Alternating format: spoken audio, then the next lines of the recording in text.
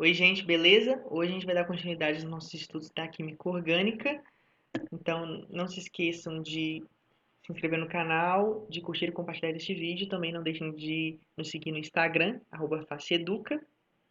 Então, agora a gente vai ver um pouco das reações de eliminação. Quaisquer dúvidas que vocês tenham, vocês podem me enviar por e-mail, gcruz.faceeduca@gmail.com, ou pode deixar nos comentários.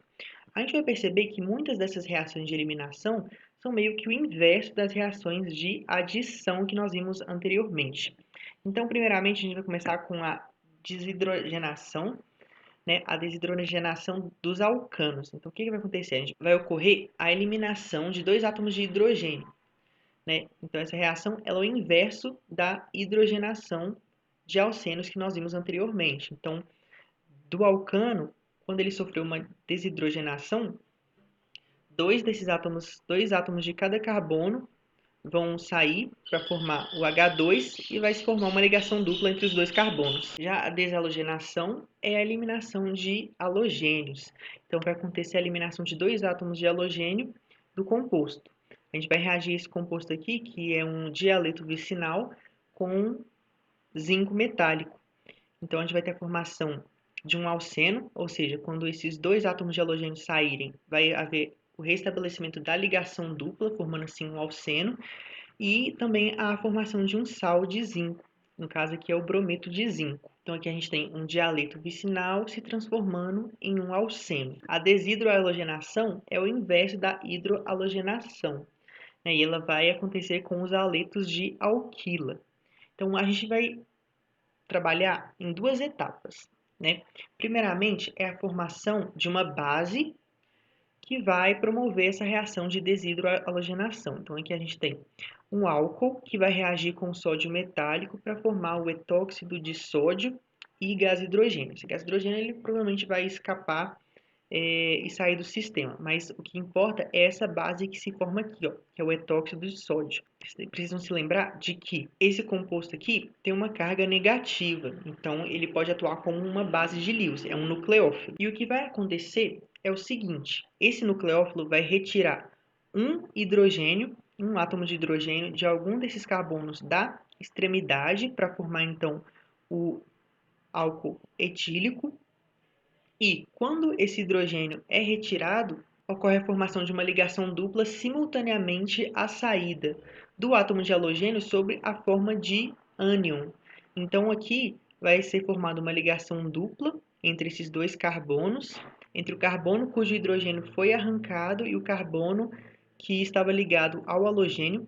E esse halogênio ele vai se retirar da molécula, levando todos os elétrons dessa ligação aqui, e isso vai fazer com que ele esteja na sua forma aniônica. Então, aqui no caso, a partir do momento que o cloro sai da molécula, ele vai sair sob a forma de cloreto, ou seja, o ânion cloreto. Ele tem uma carga negativa, como está descrito aqui.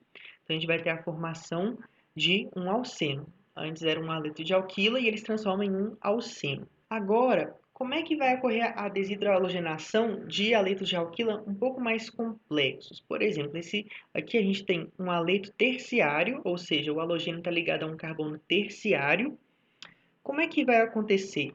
A dupla ela vai aparecer aqui na extremidade ou aqui no meio da cadeia, né? Onde é que vai ser eliminado o hidrogênio? Então, primeiramente, eu vou explicitar os hidrogênios dos átomos de carbono que são vizinhos ao átomo de carbono ligado ao cloro.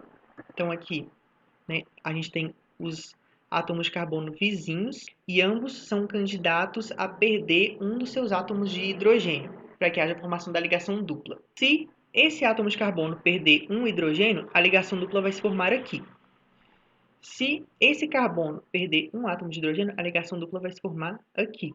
Né? Lembrando sempre que essa ligação dupla ela tem que ligar o carbono que está ligado ao halogênio com o carbono cujo hidrogênio foi arrancado. Então a gente tem essas duas possibilidades e a gente já sabe que as duas possibilidades vai ocorrer, entretanto, uma vai ser mais favorecida do que a outra.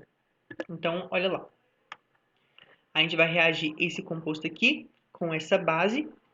E existe uma outra regrinha chamada regra de Zaitsev, que vai estabelecer que essa reação de desidrogenação vai priorizar a formação do alqueno mais substituído. né, com o uso de uma base pequena. No caso, uma base pequena é uma base que não é volumosa. No caso, o etóxido, ele é uma base pequena. O hidróxido, que é o OH-, é uma base pequena. Então, quando a gente usa uma base pequena, essa reação de desidrohalogenação segue a regra de Zaitsev. Então, a gente tem que formar o alqueno mais substituído. Ou seja, os carbonos da dupla ligação, eles precisam estar ligados à maior quantidade de carbonos possível. Então, vamos comparar esse produto com esse produto aqui. Esse carbono da dupla está ligado a 2 carbonos. Já esse carbono aqui está ligado a 2 hidrogênios. Agora, no outro composto, esse carbono aqui está ligado a 1 carbono. Já esse carbono aqui está ligado a 2 carbonos. Então, a gente percebe que os carbonos nesse composto aqui, eles se encontram mais substituídos do que os carbonos nesse alqueno aqui. Portanto, o produto majoritário vai ser esse daqui de cima. Ele é o alceno mais substituído e, portanto, é o mais estável e é o que vai ser favorecido nessa reação de desidrohalogenação. Agora, o que acontece se a gente usar uma base volumosa? Quando a gente usa uma base volumosa, como o tercbutóxido, né, é uma base bem grande, devido ao impedimento estérico, o que vai ser favorecido vai ser a formação do alceno menos substituído, que no caso vai ser esse aqui. Então, ele vai ser o produto majoritário. Por quê? É muito mais fácil para o tercbutóxido arrancar esses hidrogênios aqui que estão mais na extremidade, né? Porque ela já é uma base volumosa, esse composto aqui ele é relativamente volumoso também, então é mais fácil para essa base arrancar um hidrogênio que está o mais exposto possível. Então, quando ela arranca esse hidrogênio aqui da extremidade, do carbono da extremidade, vai ocorrer a formação de uma ligação dupla bem aqui. Então, a ligação dupla foi formada, constituindo-se assim um alceno menos substituído. É ele quem vai ser favorecido, né? E, portanto, ele é o majoritário e o alceno mais substituído, no caso, vai ser o minoritário. Né? Lembrando que para a formação desse alceno mais substituído, o que precisa acontecer? Precisa acontecer a retirada de um desses hidrogênios aqui, ó, que está no carbono mais inacessível, digamos assim, em relação ao outro. Então, favorece a formação do alceno menos substituído, no caso esse aqui. E lembrando, pessoal, preciso fazer uma correção de que o álcool formado nessa reação não é o etanol. O álcool formado aqui, ele tem que ser análogo à base que a gente usou. Então, se a gente usou o tercbutóxido, o álcool a ser formado nessa reação tem que ser o tercbutanol, ou seja, essa base, sendo que esse oxigênio dessa base tem que se ligar a um hidrogênio. Então, é só adicionar um hidrogênio à fórmula dessa base aqui, né? Então, é o tercbutanol e não o etanol, como está descrito aqui.